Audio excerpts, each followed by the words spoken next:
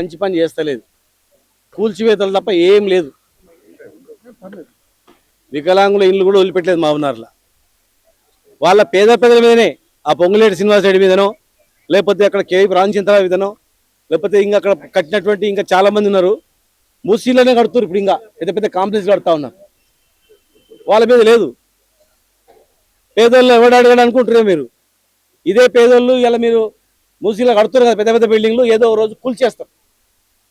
వీళ్ళ జోలికి వస్తే ఎవరు విడిచిపెట్టరు. వీళ్ళతో పెట్టుకుని ఎవడు బాగుపడలే. పేదోళ్ళు ఉసురు తగిలితే ఎవడు కూడా బాగుపడి ఇంతవరకు కూడా.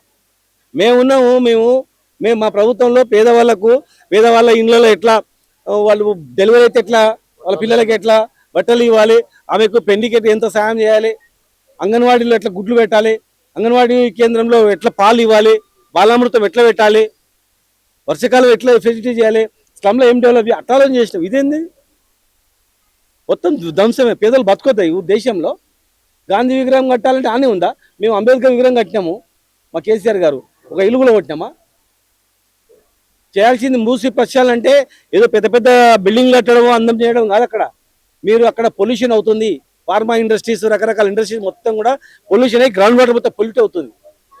అడంచెరు ఏరియాలో బోర్ వేస్తే ఎర్ర నీళ్ళు వస్తాయి. ఎక్కడ ఏం పొల్యూషన్ అవుతుంది? మూసి ఎక్కడ పొల్యూషన్ ఎవరు కలుపుతుండ్రు?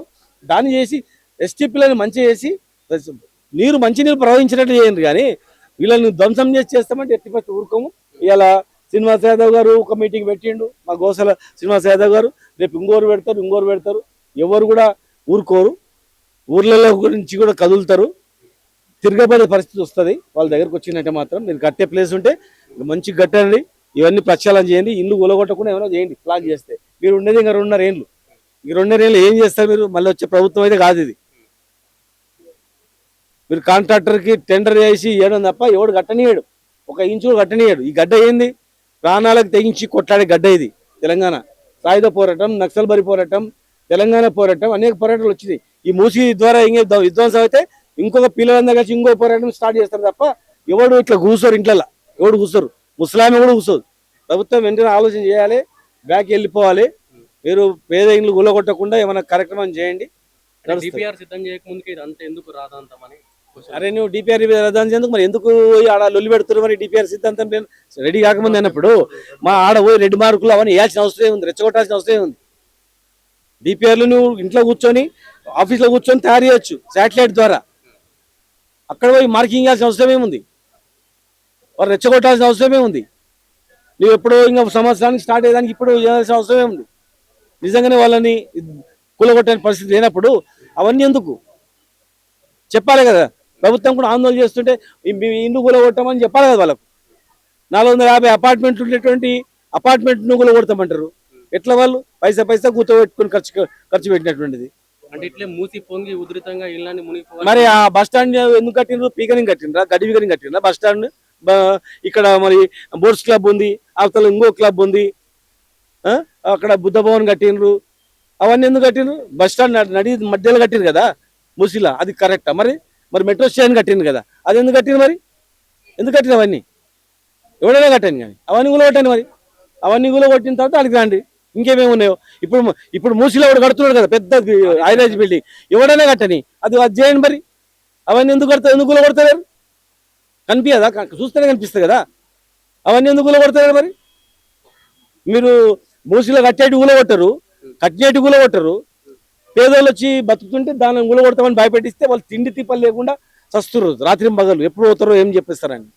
ఆ ప్లేస్లో మీరు ఉంటారనుకో, మీకు ఏమనిపిస్తే ఆలోచన చేయండి. అంటే మూసీని నైట్ ఎకనామీగా మారుస్తా అంటున్నాడు కదా. అరే ఎక్కడ ఎకానమీ ఉందా బాబు? ఒక్క పని చేసింది లేదు ఇప్పటివరకు కూడా. ఏం ఎకానమీ చెప్పాల్సి చెప్పు. ఇప్పుడు అక్కడ ఫ్యూచర్ సిటీ చేస్తామంటారు కదా, అది చేయమనండి. పోనీ అక్కడ ఏం కూలగొట్టేది లేదు కదా, అక్కడ పోయి చేయమని చెప్పండి. అది ముందు అది చేసేది కంప్లీట్ అయినాక రమ్మని చెప్పండి. ఎందుకు ఇవన్నీ కాంట్రవర్షియల్? ఇవన్నీ చేయడం ఎందుకు? ఇట్లా ఇన్ని లేవు భయ్, ఇన్ని లేవు. 32 ఎస్టీపీలు కట్టినాము. తర్వాత మీరు చూడండి 6 కిలోమీటర్లు స్ట్రెచ్ చేసినాం, డెవలప్ చేసినాము. అవన్నీ లేవు అట్లా. ఇంత ఇట్లా లేదు. మరి వాళ్ళకి ఎవరు ఐడియా ఇస్తుండ్రో? ప్రభుత్వం కూలిపోవాలని ఐడియా ఇస్తుండ్రా, లేకపోతే ఇంకేం చేయాలని ఐడియా ఇస్తుండ్రా? వాళ్ళే ఆలోచన చేసుకోవాలి. అట్లా అంటే ప్రతిపక్షం కావాలనే దీని మీద విషయం బురదల్లే ప్రయత్నం చేస్తుంది అని చెప్పేసి ముఖ్యమంత్రి గారు స్వయంగా చెప్తున్నారు కదా. చూడండి, పబ్లిక్ల నుంచి వచ్చినది ప్రతిపక్షం అన్న తర్వాత వాళ్ళ పక్షాన్ని నిలబడి మాట్లాడతారు. కావాలని చేసింది అయితే కాదు ఇది ఎవరు కూడా.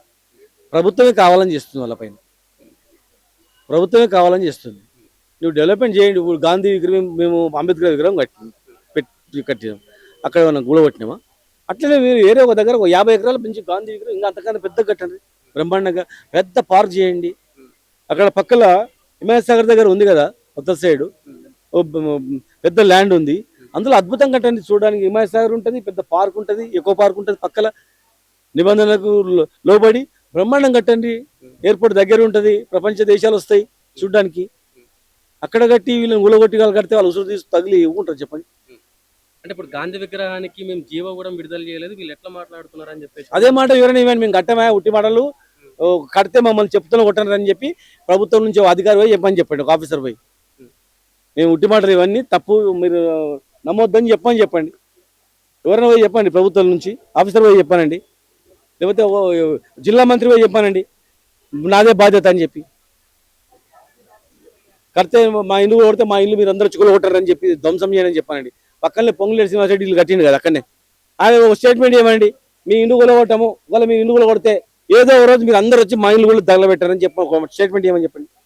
నమ్ముతారు అప్పుడు అట్లా.